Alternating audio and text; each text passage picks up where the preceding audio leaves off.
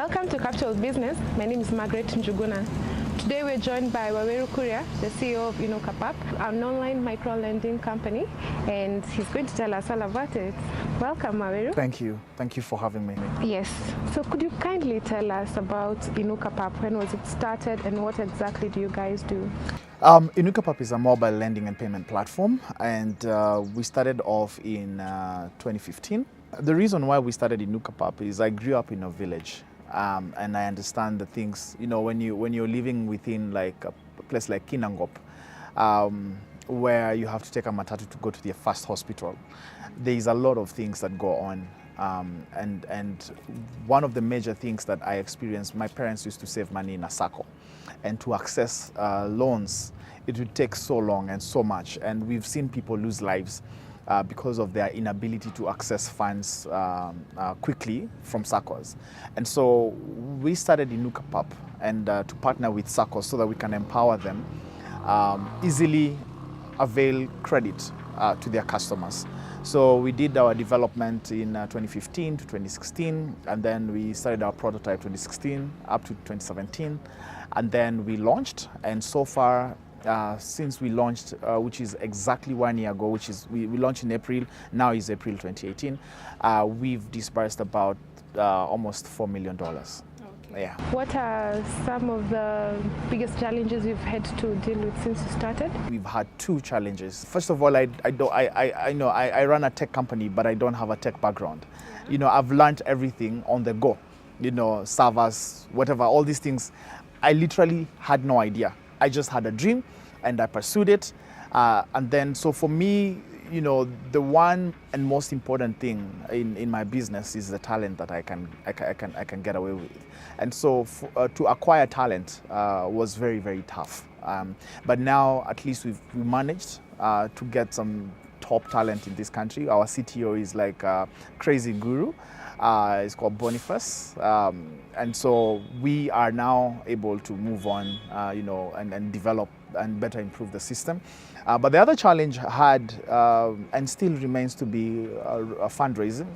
Obviously, when you're running a finance business, you need some heavy, you know, guys to fund you, to back you up. I do have about 5 investors. And I really struggled to get them. I had to travel. I remember the first time I got an investor in the US. That was in Silicon Valley. I traveled, and then I thought, you know, I was gonna be out there for about 2 to 3 weeks. No, actually, I was gonna be there for 1 month, and I had 40K. And man, let me tell you, those days 40K was a lot of money for me. So I went on feeling like a boss. Then I landed in New York, and I was going to New Jersey.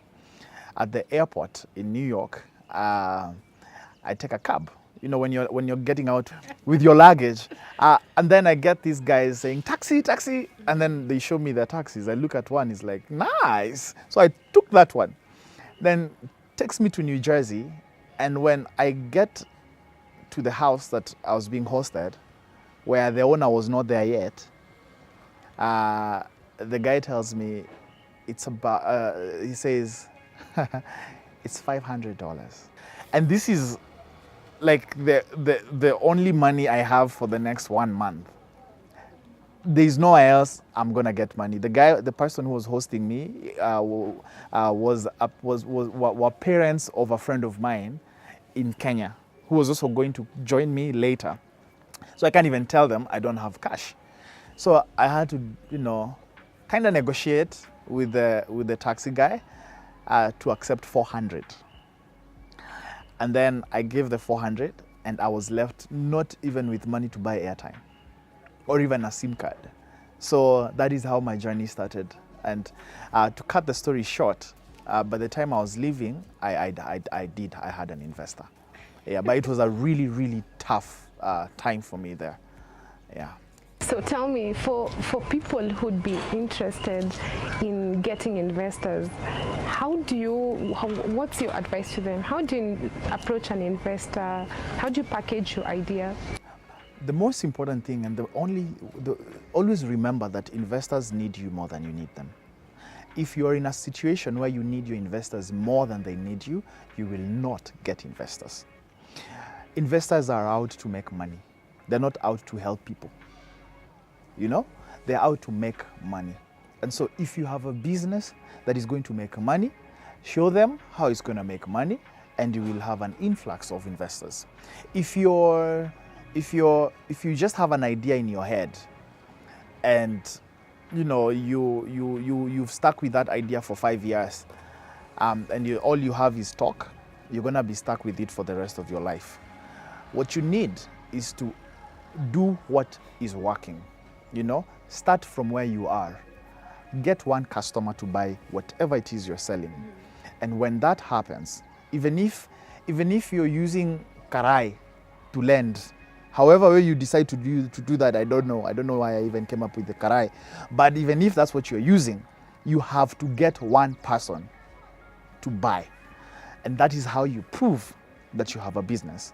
Then when you have that, show how you're going to get from selling to one person to selling to 1 million people, and who these 1 million people are. In short, have a structure for your business.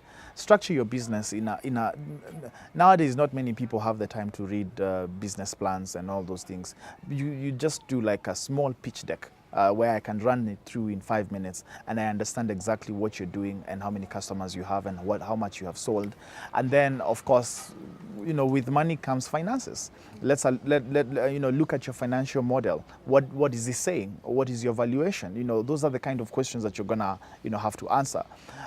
Lots of people don't know much about these things, and that is why there's a lot of incubators out there. Organizations that are helping people like Synapis, like YGAP, there's quite a number of people out there who can help you structure your business in that way. And when you're able to do that, now you can actually be able to get funding, but it's still not a walk in the park. You know, you still have to now go into the world of investors, and within that world, start looking at who can invest in this idea, who has invested in this kind of ideas before, who is passionate about the industry I am in. And then now once you've done that, you'll get the money. It's not easy, but it can be done. Entrepreneurs are not easy people. If you're easy and you say you're an entrepreneur and you're trying to do something just with your words, it's not going to work. Prove to us that you're an entrepreneur. Prove to people that you're an entrepreneur by doing things that couldn't be done before by you, and that's the only way you can show that I have what it takes to get this company from where it is now to where it should be. What's your advice to people who want to do the kind of thing that you're doing? My advice to young Kenyans who want to get into business is do it. Like, there's no shortcut. Get your butt up, go outside, and do what you're saying. Young people talk too much, but they don't do, If you don't know where to start, find somebody who has started, work under them, and eventually, in a very short time, if you're really serious about it, you will find a way to do it yourself. So I'd say just wake up and do it. Go and do it. It's as simple as that. There is no shortcut to it. Lack or abundance is a concept of the mind. Even when you can take everything I have today, and I can assure you I will rise again, because I have a mindset. You can put me in a place where there is no one I know, and I will find my way, because it's a mindset. So for me, I tell people it starts with the mind. It starts with the mind. When you change your mindset, when you change your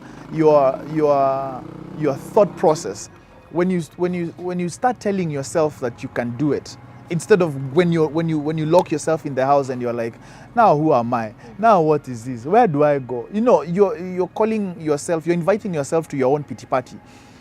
You will die there. You will die there.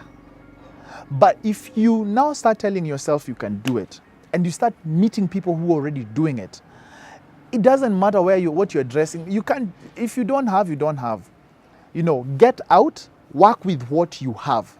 You know, look at what you already have. Because whatever you magnify, like whatever you focus on, that's the only thing you see. So if you focus on your problems, you're only going to see your problems. If you focus on that one thing that you have, that one pin that you have, is going to be your world, but it's going to be something that you already have. So for me, I tell guys, look at what you have, go get what you don't have from the people who already have. Work under them. If you're looking for money, don't ask for money, ask for advice. Because when you ask for money, you're gonna get advice. when you ask for advice, you're going to get money. So you need to be smart. You need to look. You need to know what you want, and you need to just go out there and get it. Capital Business wishes you all the best. Thank you so much. And thank you for granting us this interview. Thank you so much. For Capital Business, my name is Waweru Kuria, and thanks for watching.